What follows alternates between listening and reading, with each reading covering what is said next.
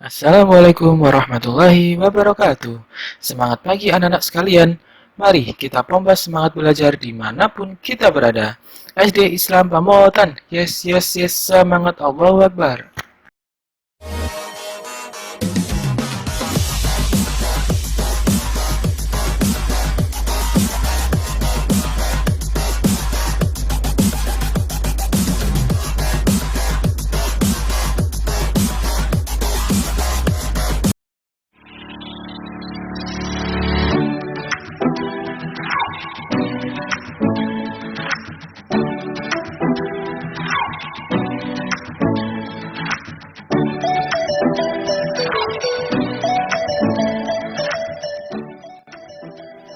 Pengertian teks laporan hasil pengamatan. Teks laporan adalah teks yang berisi informasi berdasarkan pengamatan yang sudah dilakukan. Teks laporan hasil pengamatan berisi 1. Informasi umum, 2. Kumpulan fakta-fakta, dan yang ketiga, simpulan. Teks laporan juga terdapat ide pokok. Teks laporan terdiri dari beberapa paragraf. Setiap paragraf tersebut harus memenuhi unsur, yaitu memuat satu kalimat utama dan beberapa kalimat penjelas. Kalimat utama dapat kita temukan di awal paragraf atau yang disebut dengan deduktif. Kemudian yang dapat juga kita temukan di akhir paragraf atau yang disebut dengan induktif, maupun yang dapat kita temukan di awal dan di akhir paragraf yang disebut dengan campuran atau deduktif-induktif. Kita juga dapat menemukan ide pokok melalui kalimat utama.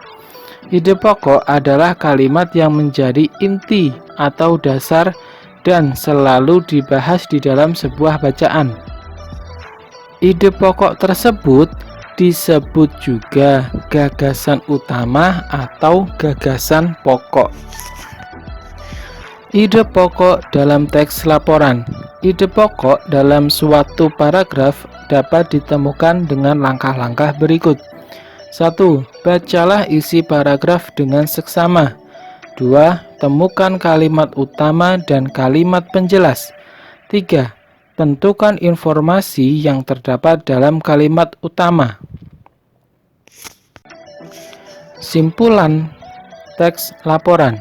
Simpulan adalah ikhtisar akhir dari suatu teks. Berikut langkah-langkah membuat simpulan. 1.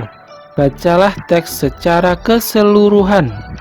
Yang kedua, temukan informasi penting yang terdapat dalam teks. Yang ketiga, hubungkan semua informasi yang kamu peroleh menjadi satu pernyataan akhir. Ide pokok dan simpulan teks laporan hasil pengamatan. Teks laporan memuat informasi umum dan informasi khusus. Informasi-informasi tersebut dapat ditemukan dengan membaca secara utuh dan seksama. Dalam sebuah teks laporan juga terdapat ide pokok dan juga simpulan. Tugas. Yang pertama, tentukan ide pokok dari teks yang berjudul Manfaat Wortel pada buku pengayaan halaman 30. Yang kedua, apa kesimpulan dari paragraf berikut?